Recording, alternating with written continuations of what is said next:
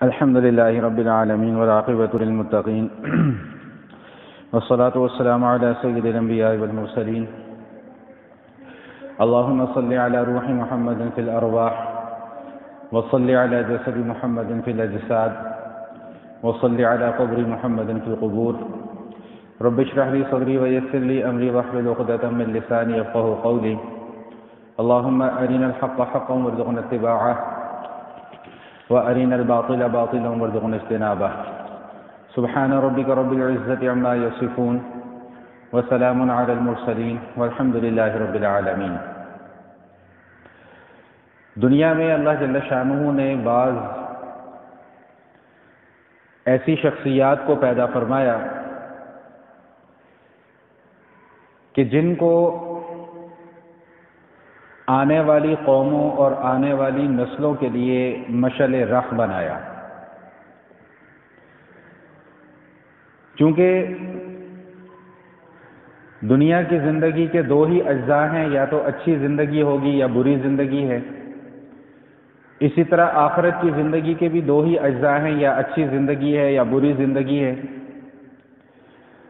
اب اچھی زندگی گزارنے کے لیے لا محالہ کسی نہ کسی رہنمائی کی ضرورت ہے، کسی نہ کسی پیشوا کی ضرورت ہے، کسی نہ کسی رہبر کی ضرورت ہے. تو وقتاً فوقتاً اللہ جل شانہ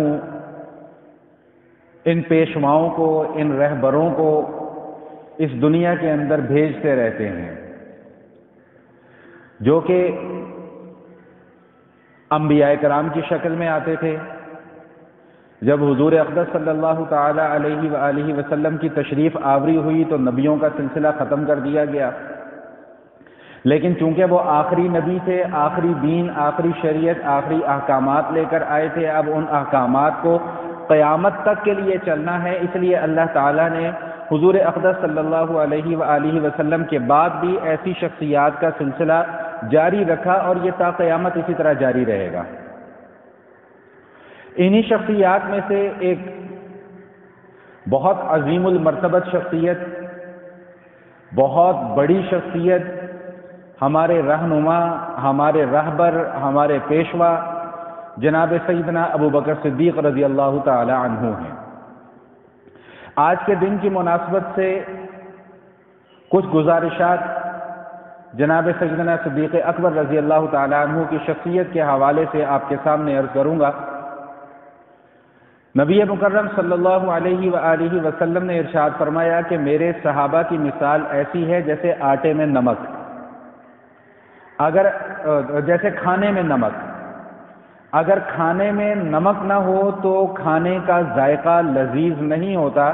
اسی طرح فرمایا کہ میرے صحابہ کی مثال اس امت میں ایسی ہے جیسے کہ کھانے میں نمک، کہ اگر صحابہ کرام رضوان اللہ تعالی علیہم اجمعین کی شخصیات کو اس دین سے ہٹا دیا جائے، علیحدہ کر دیا جائے، نکال دیا جائے، تو دین کا کچھ بھی حصہ باقی نہیں رہتا. کیونکہ حضرات صحابہ کرام اولین مخاطب ہیں.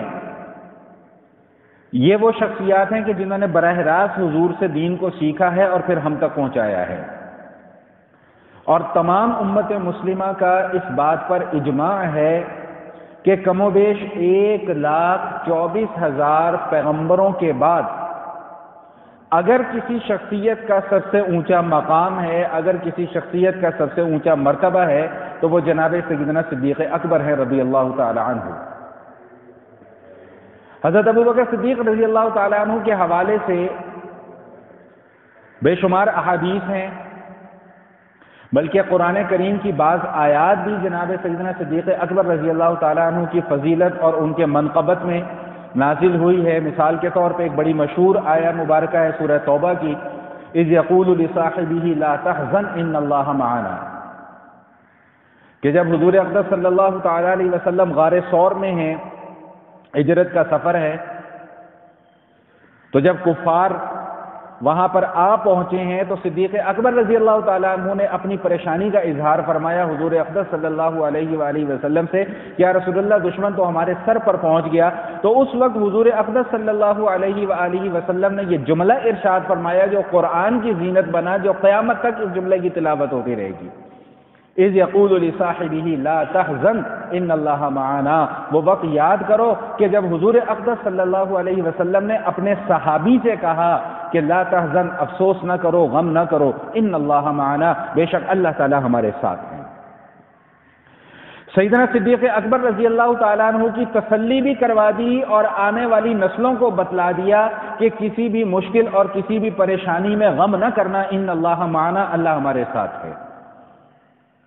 جب تک اس عقیدے کے اوپر مضبوطی نہیں ہوگی ہمارے کام بن نہیں سکیں گے۔ ہم کہتے ہیں نا جی ہمارا کوئی کام بنتا نہیں ہے، سنورتا نہیں ہے، کام بگڑ جاتے ہیں، ہمارا چونکہ عقیدہ کمزور ہو چکا ہوا ہے۔ ایک صحابی کے متعلق آتا ہے، میں مختصراً عرض کر رہا ہوں کہ سفر میں جا رہے ہیں، تنہا سفر کر رہے ہیں، راستے میں ایک دم ڈاکو آ گیا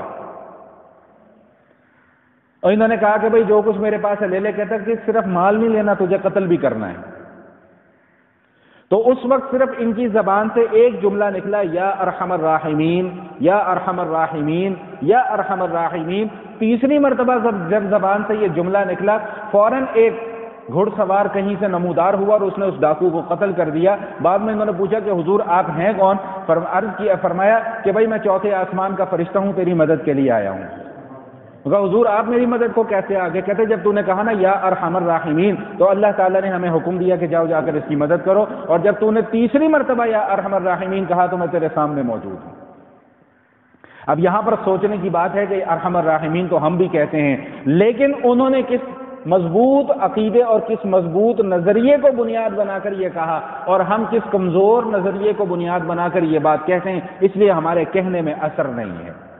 اس لیے فرمایا کہ لا تحزن ان اللہ معنا، بھائی غم نہ کرو، اللہ تعالی ہمارے ساتھ ہیں۔ سیدہ عائشہ صدیقہ رضی اللہ تعالیٰ عنہ فرماتی ہیں کہ حضور اقدس صلی اللہ علیہ وآلہ وسلم اپنے صحابہ کرام کے درمیان میں تشریف فرما تھے، تو وہاں سے سیدنا صدیق اکبر رضی اللہ تعالیٰ عنہ کی تشریف آوری ہوئی۔ جب سیدنا صدیق اکبر رضی اللہ تعالیٰ عنہ کی تشریف آوری ہوئی تو نبی مکرم صلی اللہ علیہ وآلہ وسلم نے ارشاد فرمایا کہ جو شخص کسی ایسے انسان کو دیکھنا چاہتا ہے کہ جس کو اللہ تعالیٰ نے دوزخ کے عذاب سے بری کر دیا ہوا ہے، اس کی جان چھوڑ دی ہوئی ہے، وہ اس ابو بکر کو دیکھ لے۔ اللہ کے نبی صلی اللہ علیہ وآلہ وسلم نے یہ سرٹیفکیٹ جاری فرما دیا اس دنیا کے اندر، ابو بکر فی الجنہ، کہ ابو بکر جنت کے اندر جائے گا۔ 10 صحابہ کرام کا نام لے کر بتایا کہ ابو بکر فی الجنہ، عمر فی الجنہ، عثمان فی الجنہ، علی فی الجنہ، اور ان کے علاوہ 6 صحابہ کرام کا نام لے کر بتایا کہ یہ سارے کے سارے جنتی ہیں۔ ان کو عشرہ مبشرہ کہا جاتا ہے کہ اللہ تعالیٰ نے دنیا کے اندر ہی ان کو جنت کا سرٹیفکیٹ حضور اقدس صلی اللہ تعالیٰ علیہ وسلم کی زبانی فراہم کر دیا۔ ہم سب کلمہ گو ہیں، مسلمان ہیں، کلمہ پڑھتے ہیں، لا الہ الا اللہ محمد رسول اللہ، ہمارا ایمان ہے، لیکن ہم میں سے کوئی فرد بھی دعوے کے ساتھ یہ نہیں کہہ سکتا کہ میں جنتی ہوں، پتہ نہیں میرا انجام کیا ہو۔ دعا یہی کرتے ہیں کہ اللہ خاتمہ ایمان پر کر دے، ایمان پر خاتمہ ہو گیا تو انشاءاللہ جنت پکی، لیکن ابھی تک تو کسی کو یہ نہیں نا پتا کہ کس کا خاتمہ کس بنیاد پر ہونا ہے۔ آنے والے کل تو بہت دور کی بات ہے، آنے والے لمحے کا نہیں پتا کہ ہمارے ساتھ ہونا کیا ہے۔ تو گویا کہ نبی مکرم صلی اللہ علیہ وآلہ وسلم نے ان صحابہ کرام کے ایمان پر اپنی مہر ثبت کر دی کہ بھئی یہ سارے کے سارے پکے ایمان والے ہیں۔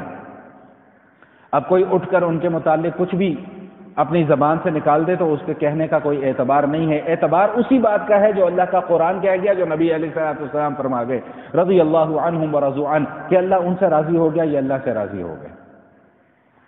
حضور اقدس صلی اللہ تعالی علیہ وسلم ارشاد فرماتے ہیں کہ میں ابو بکر کو تم سب سے زیادہ جانتا ہوں، اور ان کے نماز، روزے اور دیگر نیک اعمال کی وجہ سے ان کو نہیں جانتا، بلکہ ان کے دل کے اندر جو یقین ہے، پختہ یقین ہے، اس پختہ یقین کی وجہ سے میں ان کو جانتا ہوں کہ وہ کتنا پکا مسلمان ہے۔ دعا کریں کہ اللہ ایسا ایمان اور ایسا یقین ہمیں بھی عطا فرما دے۔ اس کا اگر عشر عشیر بھی ہمیں مل جائے تو انشاءاللہ ثم انشاءاللہ ہمارا بیڑا پار ہو جائے گا، اور اگر اس حصے سے ہم محروم ہو گئے تو پھر بیڑا پار نہیں ہوگا، پھر بیڑا غرق ہوگا۔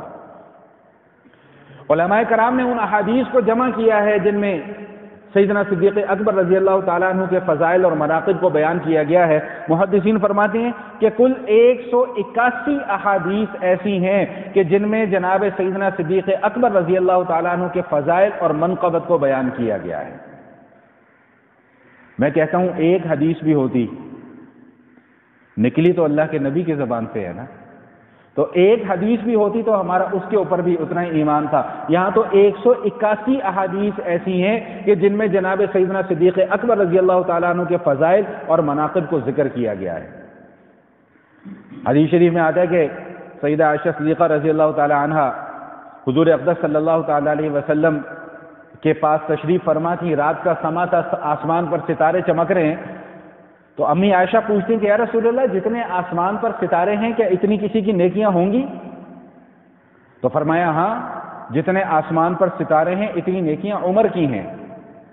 امی عائشہ سمجھ رہی تھی کہ شاید میرے والد صاحب کا نام لیا جائے گا، تو فرمایا کہ اتنی نیکیاں عمر کی ہیں۔ اب آسمان پر ستاروں کی تعداد تو کسی کو معلوم نہیں، ایک محتاط اندازے کے مطابق کروڑوں نہیں، اربوں نہیں، کھربوں کی تعداد میں ستارے ہیں آسمان پر، اور ایک آسمان تھوڑی ہے، 7 آسمان ہے، ہو سکتا ہے اس سے اوپر والے آسمان پر بھی ہوں۔ تو امی عائشہ صدیقہ رضی اللہ تعالیٰ نے عرض کیا کہ یا رسول اللہ میرے ابا جان، فرمایا کہ عمر کی ساری نیکیاں ایک طرف اور ابو بکر کی ایک نیکی ایک طرف۔ اتنا اونچا مقام، اتنی اونچی شان اللہ جل شانہ نے جناب سیدنا صدیق اکبر رضی اللہ تعالیٰ عنہ کو عطا فرمائی۔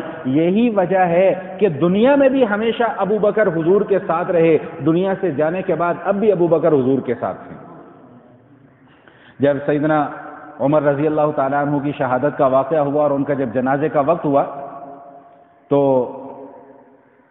سیدنا عباس رضی اللہ تعالیٰ عنہ کھڑے ہوئے، تو سیدنا علی تشریف لائے اور ان کے کندھے پر ہاتھ رکھا، تو علی رضی اللہ تعالیٰ عنہ نے فرمایا میں جانتا تھا کہ حضور اقدس صلی اللہ تعالی علیہ وآلہ وسلم کے ساتھ دفن ہونے کا شرف ابو بکر کے بعد عمر کو ہی ملے گا۔ فرماتے ہیں کیوں؟ اس لیے فرماتے ہیں کہ میں نے ہمیشہ حضور کی زبان سے ایک ہی جملہ سنا، میں ابو بکر اور عمر آئے، میں ابو بکر اور عمر گئے، میں نے ابو بکر اور عمر نے یہ کام کیا، میں نے ابو بکر اور عمر نے وہ کام کیا۔ تو فرماتے ہیں کہ میں جانتا تھا کہ جو زندگی میں ہمیشہ حضور کے ساتھ رہے وہ زندگی کے بعد بھی حضور کے ساتھ ہی رہیں گے۔ یہ حضرت علی رضی اللہ تعالیٰ عنہ کی سند ہے۔ جب حضرت علی کی زبان سے ہمیں یہ سند مل گئی تو ہمیں کسی ایرے غیرے نتھو خیرے کی بکواس سننے کی ضرورت نہیں۔ بات سمجھ میں آ گئی کہ نہیں آ گئی؟ تو میں یہ عرض کر رہا تھا کہ 181 احادیث ایسی ہیں کہ جن میں جناب سیدنا صدیق اکبر رضی اللہ تعالیٰ عنہ کی فضائل اور منقبت کو بیان کیا گیا ہے۔ میں صرف چند احادیث آپ کے سامنے بیان کروں گا، پھر انشاءاللہ جو درمیان میں کوئی بات آ جائے گی تو وہ بھی آپ کے سامنے کر دی جائے گی۔ حضرت عبداللہ ابن عمر رضی اللہ تعالیٰ عنہما فرماتے ہیں کہ حضور کے زمانے میں ہم جو صحابہ کی جماعت تھی اس جماعت میں سب سے زیادہ افضل ہم ابو بکر کو سمجھتے تھے، ان کے بعد پھر عمر کو سمجھتے تھے، ان کے بعد پھر عثمان غنی رضی اللہ تعالیٰ عنہ اجمعین کو سمجھا کرتے تھے۔ یہ عبداللہ بن عمر رضی اللہ تعالیٰ عنہ فرما رہے ہیں، جبکہ وہاں پر حضرت علی بھی موجود ہیں، معاویہ بھی موجود ہے، دیگر صحابہ کرام بھی موجود ہیں، وہ ان کے باوجود یہ فرماتے ہیں کہ حضور کے زمانے میں ہم یہ سمجھا کرتے تھے کہ سب سے افضل شان والے اگر کوئی صحابہ کی جماعت میں سے ہیں تو وہ ابو بکر صدیق ہیں رضی اللہ تعالیٰ عنہ۔ یہی وجہ ہے کہ جب حضور اقدس صلی اللہ تعالی علیہ وآلہ وسلم کا مرض الوفات شروع ہوا، جس میں حضور اس دنیا کو چھوڑ کر دوسری دنیا میں تشریف لے گئے، عالم برزخ میں تشریف لے گئے، اور ہمارا ایمان ہے کہ حضور کو وہاں بھی ایسی ہی حیات حاصل ہے جیسی یہاں پر حاصل تھی، تو نبی مکرم صلی اللہ علیہ وآلہ وسلم نے حکم دیا کہ بھئی ابو بکر کو کہو کہ وہ لوگوں کو نماز پڑھائیں۔ امی عائشہ صدیقہ رضی اللہ تعالی عنہا نے عرض کیا کہ یا رسول اللہ، ابو بکر رضی اللہ تعالیٰ عنہ لوگوں کو نماز نہیں پڑھا سکیں گے، وہ رقیق القلب ہیں، ان کا دل بہت نرم ہے، ان سے نماز نہیں پڑھائی جائے گی آپ کی غیر موجودگی میں، آپ کے مصلی پہ کھڑے ہو کے۔ تو جناب رسول اللہ صلی اللہ علیہ وآلہ وسلم نے اس وقت امی عائشہ کو ڈانٹا اور ایک جملہ ارشاد فرمایا جو احادیث کی کتابوں کی زینت بن گیا کہ اللہ تعالیٰ بھی اور اہل ایمان بھی اس بات پر راضی نہیں ہے کہ ابو بکر کے علاوہ کوئی اور امامت کروائے۔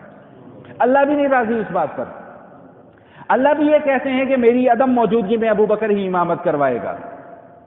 17 نمازیں حضور اقدس صلی اللہ علیہ وآلہ وسلم کی زندگی میں آپ نے حضور کے مصلی پر کھڑے ہو کر پڑھائیں۔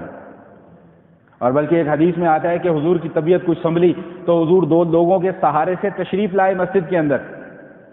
تو ابو بکر نماز پڑھا رہے ہیں، محسوس ہوا کہ حضور تشریف لائیں تو مصلی سے پیچھے ہٹنے لگے. تو نبی کریم علیہ الصلوۃ والتسلیم نے ہاتھ کا اشارہ فرمایا کہ نہیں ابو بکر، اپنی نماز جس طرح جاری رکھی اسی طرح جاری رکھو. گویا کہ ابو بکر صدیق رضی اللہ تعالیٰ عنہ کو یہ شرف بھی حاصل ہو گیا کہ انہوں نے حضور کی بھی امامت کروائی. حضور نے بھی ایک نماز ابو بکر صدیق رضی اللہ تعالیٰ عنہ کی امامت میں ادا کی. تو میں کیوں نہ ایسی شخصیت کا تذکرہ بار بار کروں، میں کیوں نہ اس شخص سے اپنی محبت کا اظہار کروں جس سے نبی مکرم صلی اللہ علیہ وسلم بار بار اپنی محبت کا اظہار فرماتے ہیں. میں ایک حدیث اکثر آپ کو سنایا کرتا ہوں، سناتا میں کسی اور کانٹیکسٹ میں ہوں، لیکن یہاں پر وہ حدیث بالکل سنانے کا موضوع ترین وقت ہے کہ حضور اقدس صلی اللہ علیہ وآلہ وسلم سے پوچھا گیا کہ یا رسول اللہ آپ سب سے زیادہ محبت کس سے کرتے ہیں؟ فرمایا کہ عائشہ سے کرتا ہوں. عرض کیا یا رسول اللہ مردوں میں پوچھ رہے ہیں، مردوں میں آپ کو سب سے زیادہ محبت کس سے؟ فرمایا عائشہ کے باپ ابو بکر سے میں سب سے زیادہ محبت کرتا ہوں. تو جس سے اللہ کے نبی محبت کر رہے ہوں میں کیوں نہ اسے محبت رکھوں؟ جس سے اللہ کے نبی صلی اللہ علیہ وآلہ وسلم نے اپنے ساتھ ملایا ہو میں کیوں نہ اسے اپنے ساتھ ملاؤں؟ جس کے متعلق حضور اقدس صلی اللہ علیہ وآلہ وسلم نے فرما دیا ہو کہ میں نے سب کے احسانوں کا بدلہ چکا دیا سوائے ابو بکر کے، کہ اس کے احسانوں کا بدلہ میں اس دنیا میں نہیں چکا سکتا، آخرت میں اللہ ہی جا کر اس کو اجر عطا فرمائیں گے. تو میں کیوں نہ ایسی شخصیت کے نغمے گاؤں کہ جس کو اللہ اور اللہ کے نبی نے اتنا اونچا مقام اور اتنا اونچا مرتبہ عطا فرمایا ہو. ایک مجلس میں حضور تشریف فرما ہیں، صحابہ بھی تشریف فرما ہیں. تو حضور اقدس صلی اللہ علیہ وآلہ وسلم نے پوچھا کہ بھائی تم میں سے کوئی ایسا شخص ہے کہ جس نے آج روزہ رکھا ہو، نفلی روزہ؟ تو ابو بکر صدیق رضی اللہ تعالیٰ عنہ نے ہاتھ کھڑا کیا کہ رسول اللہ میں نے آج روزہ رکھا ہوا. پھر دوسرا سوال نبی علیہ الصلوۃ والسلام نے فرمایا، پوچھا کہ بھائی تم میں سے کوئی ایسا ہے کہ جس نے آج کسی کی نماز جنازہ بھی پڑھی ہو؟ تو ابو بکر صدیق رضی اللہ تعالیٰ عنہ نے ہاتھ کھڑا کیا رسول اللہ میں نے پڑھی ہے. بھائی ضروری تو نہیں ہے نا کہ کوئی مدینہ میں ہی فوت ہوا ہو، مدینہ سے باہر بھی تو کوئی فوت ہو سکتا تھا. اور ابو بکر صدیق رضی اللہ تعالیٰ عنہ کے جاننے والے صرف مدینہ میں تو نہیں تھے نا، مدینہ سے باہر بھی تو تھے، ہو سکتا ہے وہ باہر کسی کا جنازہ پڑھ کر آئے ہوں. تو تیسرا سوال نبی مکرم صلی اللہ علیہ وآلہ وسلم نے فرمایا کہ اچھا بھائی تم میں سے کوئی ایسا ہے کہ جس نے آج کسی مسکین کو کھانا کھلایا ہو؟ تو ابو بکر صدیق رضی اللہ تعالیٰ نے پھر اپنا ہاتھ کھڑا کر دیا کہ یا رسول اللہ آج میں نے یہ کام بھی کیا ہے. تو حضور اقدس صلی اللہ علیہ وآلہ وسلم نے ارشاد فرمایا کہ اچھا بھائی تم میں سے کوئی ایسا ہے کہ جس نے آج کے دن میں کسی بیمار کی خبر گیری کی ہو؟ پھر ابو بکر صدیق رضی اللہ تعالیٰ نے ہاتھ کھڑا کر دیا کہ یا رسول اللہ میں آج ایک بیمار کی مزاج پرسی بھی کر کے آیا ہوں. تو حضور اقدس صلی اللہ علیہ وسلم نے ارشاد فرمایا کہ بھئی جس نے یہ 4 کام کر لیے وہ شخص جنتی ہے. اور ایک ہی دن میں 4 کام کرنے والی شخصیت ابو بکر صدیق رضی اللہ تعالیٰ عنہ. امام شافعی رحمۃ اللہ تعالیٰ علیہ فرماتے ہیں کہ 4 خصوصیات ایسی ہیں کہ جو صرف اور صرف سیدنا ابو بکر صدیق رضی اللہ تعالیٰ عنہ کی وہ خصوصیات ہیں، ان کے علاوہ کسی اور کو یہ خصوصیت حاصل نہیں ہے. فرمایا کہ سب سے پہلی خصوصیت یہ ہے کہ آپ کا نام صدیق رکھا گیا. یہ وہ لقب ہے جو اللہ کی طرف سے آپ کو دیا گیا، حضور کی زبانی دلوایا گیا. اس بات کو اچھے طریقے سے یاد رکھ کر لیجئے گا کہ صدیق وہ لقب ہے جو اللہ کی طرف سے دیا گیا اور حضور کی زبانی آپ کو دلوایا گیا. صدیق کسی اور کا لقب نہیں ہے. دوسری خصوصیت امام شافعی رحمہ اللہ فرماتے ہیں کہ غار ثور میں اللہ جل شانہ کی طرف سے آپ کو صحابیت کا لقب عطا کیا گیا، جیسا کہ میں نے آغاز گفتگو میں وہ آیت آپ کو پڑھ کے سنا دی کہ اذ یقول لصاحبہ لا تحزن ان اللہ معنا. تیسری خصوصیت وہ یہ بیان فرماتے ہیں کہ آپ کو حضور اقدس صلی اللہ تعالی علیہ وسلم کے ساتھ ہجرت کے سفر میں رفیق سفر بننے کا شرف حاصل ہوا. یہ شرف کسی اور کو حاصل نہیں تھا. جب مکہ معظمہ سے مدینہ منورہ ہجرت کی گئی تو سب صحابہ کو حضور نے حکم دے دیا کہ بھائی سب جاؤ ہجرت کر لو. ابو بکر صدیق رضی اللہ تعالیٰ عنہ اجازت مانگنے کے لیے آتے ہیں، یا رسول اللہ میں بھی چلا جاؤں؟ فرمایا نہیں ابھی ٹھہرو. یا رسول اللہ میں بھی چلا جاؤں؟ نہیں ابھی ٹھہرو، اللہ کا حکم آنے دو. اللہ کا حکم بھی آیا تو کیا آیا کہ صدیق کو آپ اپنے ساتھ اپنے سفر میں لے کر جائیں گے. اور چوتھی خصوصیت امام شافعی رحمۃ اللہ تعالی علیہ فرماتے ہیں، جو میں نے تھوڑی دیر پہلے عرض کر دی، کہ آپ کو حضور اقدس صلی اللہ علیہ وآلہ وسلم کی زندگی میں ہی امامت کا شرف حاصل ہو گیا۔ اور ایک خصوصیت علماء نے اور بھی لکھی ہے کہ آپ کی 4 نسلیں صحابی ہیں۔ آپ کے والد بھی صحابی، آپ خود بھی صحابی، آپ کے بیٹے بھی صحابی، آپ کے پوتے بھی صحابی، 4 نسلیں آپ کی صحابیت کے شرف سے مشرف ہوئی ہیں۔ اس کے علاوہ اور بے شمار خصوصیات ہیں۔ ایک واقعہ میں آپ کو عرض کرتا چلوں کہ حضور اقدس صلی اللہ علیہ وآلہ وسلم نے ابو بکر صدیق رضی اللہ تعالیٰ عنہ کے متعلق یہ بات ارشاد فرمائی، صحیح بخاری کی حدیث ہے کہ ایک خاتون آتی ہیں، آ کر عرض کرتی ہیں کہ یا رسول اللہ میں نے آپ سے کوئی مسئلہ پوچھنا ہے۔ تو حضور اقدس صلی اللہ علیہ وآلہ وسلم اس وقت شاید کسی سے گفتگو میں مصروف تھے، یا اصل بات یہ تھی کہ یہ مسئلہ سمجھانا مقصود تھا، تو اس خاتون کو کہا کہ بھئی بعد میں آنا۔ اب وہ خاتون بھی صحابیہ تھی، اللہ کی ولیہ تھی، اس نے ہمارا کام بڑا آسان کر دیا۔ اس نے کہا حضور میں بعد میں آؤں اور آپ نہ ہوئے تو فرمایا کہ پھر ابو بکر سے پوچھ لینا۔ عرض کہ یا رسول اللہ اگر میں آئی اور ابو بکر بھی نہ ہوئے تو پھر کس سے پوچھوں؟ فرمایا کہ پھر عمر سے پوچھ لینا۔ گویا کہ اپنی زندگی میں ہی حضور اقدس صلی اللہ علیہ وآلہ وسلم نے ان 2 شخصیات کو یہ سرٹیفکیٹ دے دیا کہ بھئی میرے بعد اگر کسی نے کوئی دین کی رہنمائی حاصل کرنی ہو تو وہ ابو بکر سے حاصل کر سکتا ہے، وہ عمر سے حاصل کر سکتا ہے۔ اقتدوا بالذین من بعدی ابو بکر و عمر، میرے بعد ان 2 کی اقتداء کرنا، ایک ان میں سے ابو بکر ہیں، ایک ان میں سے عمر ہیں، ان دونوں کی اقتداء میں چلتے رہنا، کامیابی تمہارا مقدر بنے گی۔ حضور اقدس صلی اللہ علیہ وآلہ وسلم نے ارشاد فرمایا کہ سب کے مجھ پر احسان ہے، لیکن جتنا فائدہ مجھے ابو بکر کے جان اور مال نے دیا اتنا فائدہ کسی اور کے جان و مال سے مجھے نہیں ہوا۔ جب حضور اقدس صلی اللہ علیہ وآلہ وسلم کا مرض الوفات کا آغاز ہوا تو حضور اقدس صلی اللہ علیہ وآلہ وسلم نے ارشاد فرمایا کہ مسجد نبوی کے اندر جتنے بھی گھروں کے دروازے کھلتے ہیں سب دروازے بند کر دیے جائیں، صرف ابو بکر کا دروازہ کھلا رکھا جائے۔ لو كنت متخذا خلیلا، اگر مجھے کسی کو اپنا خلیل بنانا ہوتا تو میں ابو بکر کو اپنا خلیل بناتا، لیکن ابو بکر میرے بھائی ہیں، ابو بکر میرے صحابی ہیں۔ خلیل ایک خاص مقام ہے، ایک خاص مرتبہ ہے، ایک خاص قسم کا قلبی تعلق ہے۔ حضور اقدس صلی اللہ علیہ وآلہ وسلم کا وہ قلبی تعلق اللہ کے ساتھ تھا، اس لیے فرمایا کہ اگر مجھے اللہ کے سوا کسی اور کو اپنا خلیل بنانا ہوتا تو میں ابو بکر کو اپنا خلیل بناتا۔ یہ تو میں نے صرف ابھی بطور نمونہ چند احادیث آپ کے سامنے پیش کی ہیں، لیکن میں نے بالکل آغاز گفتگو میں ایک جملہ عرض کیا تھا کہ بعض شخصیات اللہ تعالیٰ اس دنیا میں ایسی پیدا فرما دیتے ہیں جو آنے والی قوموں کے لیے، آنے والی نسلوں کے لیے جن کو مشعل راہ بنا دیا جاتا ہے۔ ابو بکر صدیق رضی اللہ تعالیٰ عنہ کی زندگی کے ایک نہیں، 2 نہیں، 20 ایسے درخشندہ پہلو ہیں جو کہ ہمارے لیے مشعل راہ ہیں۔ میں بطور نمونہ 2-3 باتیں اس میں سے آپ کے سامنے صرف عرض کر دوں۔ نمبر 1، ابو بکر صدیق رضی اللہ تعالیٰ عنہ کی زندگی سے ہمیں یہ سبق ملتا ہے کہ جب اللہ اور اللہ کے نبی کا فرمان آ جائے تو پھر وہاں پر عقل کے گھوڑے نہیں دوڑائے جاتے۔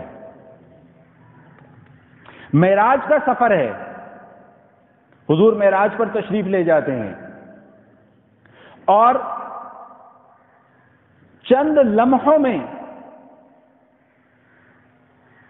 مکہ معظمہ سے بیت المقدس اور بیت المقدس سے 7 آسمانوں کا سفر طے کر کے واپس تشریف بھی لے آتے ہیں چند لمحوں میں۔ اب ایسا کیسے ممکن ہو سکتا ہے؟ تو پھر وہی بات کہ یہاں پر عقل کے گھوڑے دوڑانے کی ضرورت نہیں۔ جب اللہ کے قرآن نے کہہ دیا، اللہ کے نبی نے کہہ دیا کہ میں یہ سفر کر کے آئے تو کر کے آئے۔ اب کسی کی عقل شریف میں یہ بات آتی ہے یا نہیں آتی ہے ہمیں اس سے کوئی غرض نہیں ہے، ہمارا اندھا ایمان ہے اس کے اوپر، آنکھیں بند کر کے ہمارا ایمان ہے۔ نبی مکرم صلی اللہ علیہ وسلم معراج کے سفر سے واپس تشریف لائے، آ کر اعلان کیا کہ بھئی میں معراج کے سفر سے ہو کے آیا ہوں، چند لمحوں میں، چند منٹوں میں، چند سیکنڈوں میں میں نے یہ سفر کیا ہے۔ تو وہاں کے لوگ مذاق بنانے لگے، یہ کیسے ممکن ہے؟ How can it possible? یہ تو ممکن ہی نہیں ہو سکتا، ہماری عقل شریف میں یہ بات نہیں آتی۔ تو چند سر پھرے ابو بکر صدیق رضی اللہ تعالیٰ عنہ کے پاس بھی گئے، تو ابو بکر صدیق رضی اللہ تعالیٰ عنہ کو بھی جا کر کہا کہ وہ دیکھو جو تمہارا دوست ہے نا محمد، سب بولیں بھائی صلی اللہ علیہ وآلہ وسلم، وہ عجیب عجیب سی باتیں کرتا ہے۔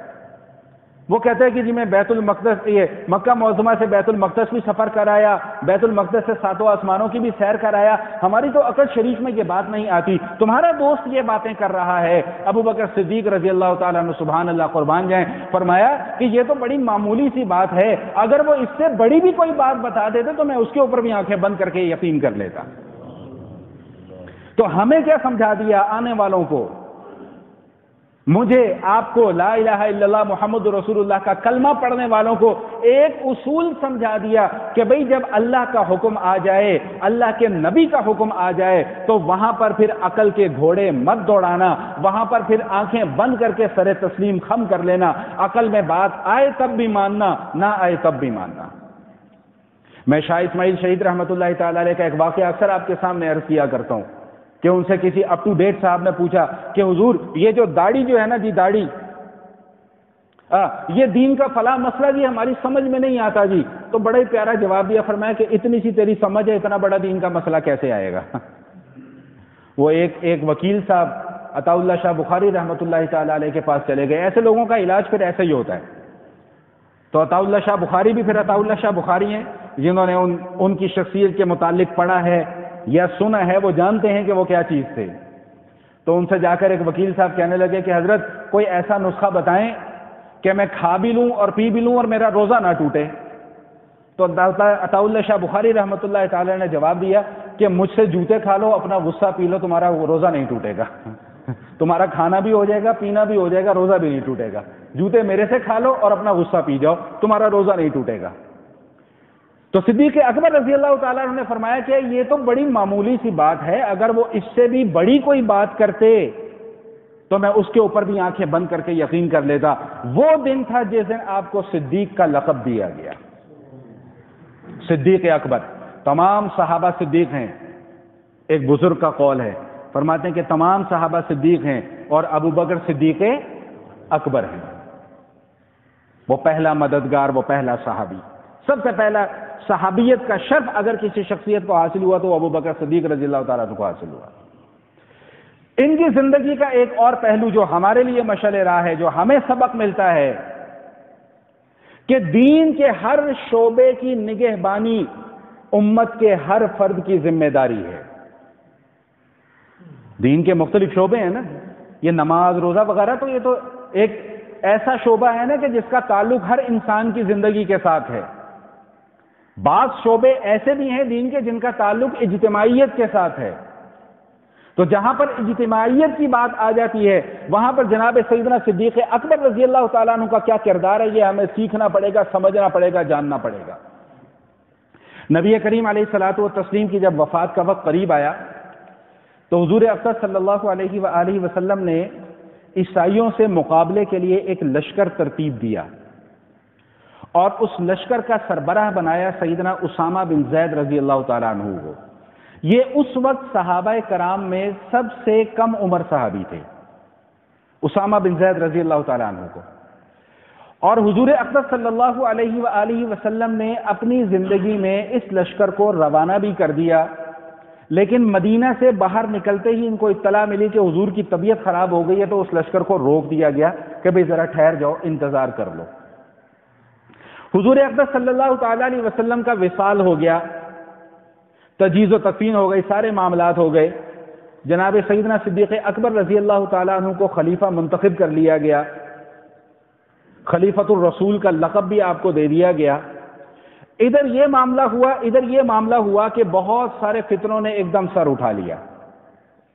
ایک فتنہ منکرین زکوٰۃ کا پیدا ہو گیا، انہوں نے کہا کہ جی ہم نماز بھی پڑھیں گے، ہم روزہ بھی رکھیں گے، ہم حج بھی کریں گے، ہم سارے کام کریں گے، لیکن ہم زکوٰۃ نہیں ادا کریں گے۔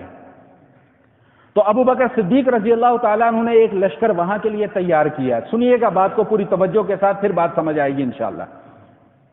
ایک لشکر وہاں کے لیے تیار کیا۔ آوازیں اٹھنا شروع ہو گئیں کہ حضور ابھی ضرورت نہیں ہے، مصلحت سے کام لیجئے۔ اللہ اکبر کبیرہ، کیا سکھا گئے ابو بکر صدیق رضی اللہ تعالیٰ عنہ ہمیں۔ فرمایا کہ بھائی اونٹ تو بہر کی دور کی بات ہے، اگر اونٹ کی رسی بھی یہ لوگ زکوٰۃ میں ادا نہیں کریں گے تو میں ان کے خلاف لڑوں گا، اور اگر تم میں سے کوئی میرے ساتھ چلنے کو تیار نہیں تو میں اکیلا جاؤں گا، لیکن ان کے خلاف میں لڑوں گا۔ دین کے اندر مصلحت پسندی کی گنجائش نہیں ہے، ابو بکر ہمیں یہ سکھلا گئے۔ دوسرا ماجرا وہ یہ ہوا کہ جو اسامہ بن زید رضی اللہ تعالیٰ عنہ والا لشکر تھا، اس لشکر کو ابو بکر صدیق رضی اللہ تعالیٰ عنہ نے حکم دیا کہ بھئی آپ روانہ ہو جائیں۔ پھر آوازیں اٹھنا شروع ہو گئیں کہ جی ابھی ضرورت نہیں ہے اس لشکر کو بھیجنے کی، اور اگر لشکر بھیجنا بہت ضروری ہے تو کسی ایسے شخص کو لشکر کا امیر بنا دیجئے جو عمر میں زیادہ ہو، اسامہ تو بہت چھوٹا ہے۔ اللہ اکبر کبیرہ، کیا جملہ ارشاد فرمایا کہ اللہ کے دین کے اندر کمی کرنا چاہتے ہو اور ابو بکر ابھی زندہ ہے۔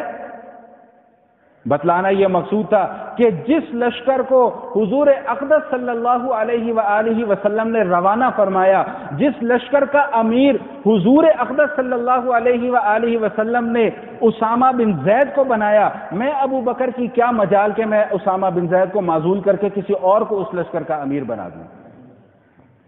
پھر آوازیں اٹھنا شروع ہو گئیں کہ ہم نہیں جائیں گے، ہم نہیں جائیں گے، ہم نہیں جائیں گے۔ تلوار اٹھائی، کمان پکڑی، اکیلے ہی چل پڑے۔ مجبوراً پھر سارے صحابہ کو بھی ساتھ چلنا پڑا۔ ایک سبق جو ہمیں ابو بکر صدیق رضی اللہ تعالیٰ عنہ دے گئے کہ بھئی پہلی بات تو یہ کہ جب دین کا کوئی حکم آ جائے وہاں پر عقل کی کوئی حیثیت باقی نہیں رہ جاتی۔ دوسرا سبق یہ دے گئے کہ بھئی جب دین کا کوئی معاملہ آ جائے تو وہاں پر مصلحت پسندی کو نہیں دیکھا جاتا۔ دیکھیں دین کے اندر دو ہی چیزیں ہیں، یا ہاں ہے یا نہ ہے، یا ہاں کو تسلیم کر لو یا نہ کو تسلیم کر لو۔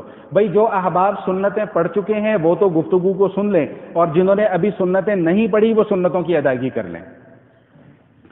تو فرمایا کہ بھئی دین کے اندر مصلحت پسندی کی کوئی گنجائش نہیں ہے، یا ہاں ہے یا نہ ہے، یا ٹٹ فار ٹیٹ ہے، یا یہ ہوگا یا یہ نہیں ہوگا۔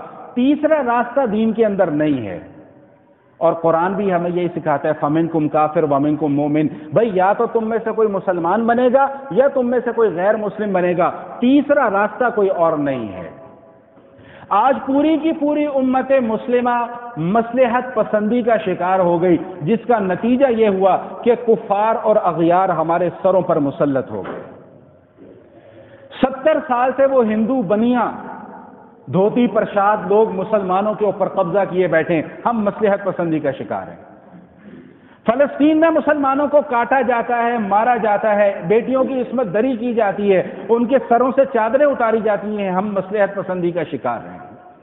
شام میں مسلمانوں کو کاٹا جا رہا ہے، لٹ رہے ہیں، پٹ رہے ہیں، مر رہے ہیں، ہم مصلحت پسندی کا شکار ہیں۔ آخر کب تک ہم اسی مصلحت پسندی کا شکار رہیں گے؟ اب تو یہ کہنا بھی عجیب لگتا ہے کہ جی پانی سر سے جب گزر جائے گا، پانی تو سر سے گزر چکا ہوا ہے، اب ہم کس بات کے انتظار میں بیٹھے ہیں کہ اللہ نہ کرے، اللہ نہ کرے، اللہ نہ کرے کہ یہ حالات یہاں بھی پیدا ہوں، اللہ نہ کرے، خدا نہ خواستہ، ثم خدا نہ خواستہ، ثم خدا نہ خواستہ۔ وہ جذبہ کہاں چلا گیا جو ایک مسلمانیت کا تقاضا جس بات کا کرتی ہے؟ ہم کس راستے پر چل رہے ہیں؟ ہماری نوجوان نسل کس راستے پر چل رہی ہے؟ اگر محسوس نہ کریں تو میں 2 واقعات آپ کے سامنے عرض کر دیتا ہوں۔ جنگ بدر ہے، 15-16 سال کے 2 نوجوان ہیں، معاذ اور معوذ، میدان جنگ میں کود کر آ گئے ہیں۔ کبھی اس سے پوچھتے ہیں کہ بھئی ابو جہل کہاں ملے گا، کبھی اس سے پوچھتے ہیں ابو جہل کیا ملے گا۔ وہ لوگ پوچھتے ہیں کہ تم چھوٹے چھوٹے بچے ہو، تم نے ابو جہل کا کیا کرنا، تو اتنا بڑا سردار ہے۔ کہتے ہیں ہم نے اس کو قتل کرنا ہے۔ کیوں؟ اس لیے کہ وہ اللہ اور اللہ کے نبی کا دشمن ہے، اور ہماری غیرت یہ بات گوارا نہیں کرتی کہ ہم موجود ہوں اور اللہ کا دشمن بھی یہاں پر موجود ہو۔ چنانچہ ابو جہل کو ڈھونڈا، اس کا سر قلم کیا۔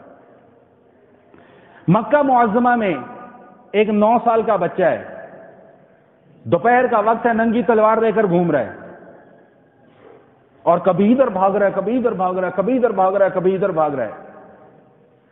تو اچانک کسی نے اس کے کندھے پر آ کر ہاتھ رکھا، اس بچے نے پیچھے مڑ کر دیکھا تو اس کے چہرہ ایک دم سے حشاش بشاش ہو گیا۔ ہنسنے لگا، خوش ہو گیا۔ پوچھا گیا بھائی کیا مسئلہ ہے، اتنے سے بچے اور ننگی تلوار لے کر گھوم رہے ہو؟ کہا جی مجھے پتا چلا تھا کہ کفار نے آپ کو اغوا کر لیا ہے۔ فرمایا بھائی میں تو تمہارے سامنے کھڑا ہوں۔ یہ سن کر دل باغ باغ ہو گیا، خوش ہو گیا کہ آپ میرے سامنے موجود ہیں۔ پوچھا کہ بھائی اگر واقعتاً مجھے کفار نے اغوا کر لیا ہوتا تو پھر تم کیا کرتے؟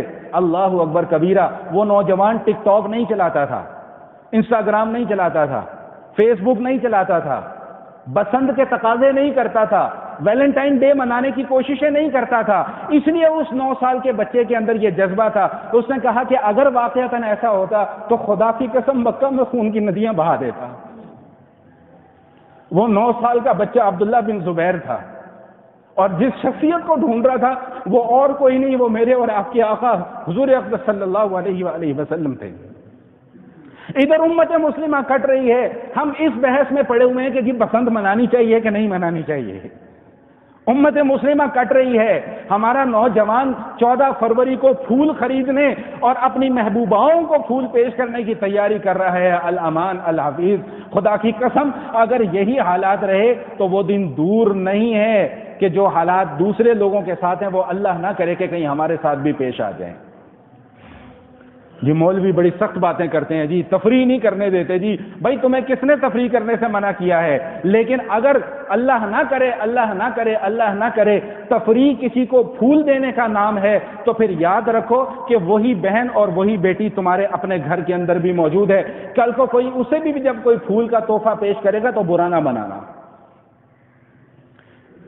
کل کو اگر چھتوں پر چڑھ کر کوئی تمہارے گھر کے اندر بھی جھانک تاک کرے گا تو پھر برا نہ منانا۔ کیوں کہ بھائی یہ تو تفریح ہے، یہ تو انٹرٹینمنٹ ہے، یہ تو ہمارا حق ہے۔ مولوی لوگ بلا وجہ پابندیاں لگاتے رہتے ہیں۔ ہم پابندیاں لگانے والے کون ہوتے ہیں بھائی؟ ہم تو وہ چیزیں آپ کے سامنے بیان کرنے کی کوشش کرتے ہیں جو اللہ اور اللہ کے نبی نے بیان کی ہیں۔ اللہ کرے کہ میری بات جو ہے وہ دل میں اتر جائے۔ وآخر دعوانا ان الحمد للہ رب العالمین۔